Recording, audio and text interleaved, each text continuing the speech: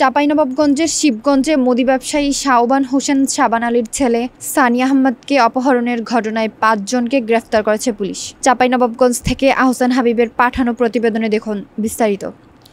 সোমবার রাত ৯:৩০টার দিকে দাইপুখরিয়া বাগবাড়ি বাজার থেকে তাকে একটি মাইক্রোবাসে তুলে নিয়ে মারধর করা হয় এবং মুক্তিপণ দাবি করা হয়। পরে পুলিশ মোবারকপুর ইউনিয়নের গোলাপবাজার এলাকায় অভিযান চালিয়ে ভুক্তভোগীকে উদ্ধার করে। এ ঘটনায় সানি আহমেদের মা শ্যামলী বেগম ৮ জনকে আসামি করে মামলা করেছেন।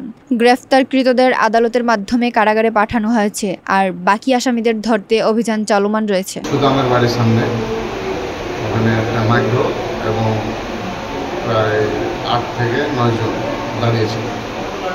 আমাদের দাঁড়াতে বললো, আমরা দাঁড়ালাম।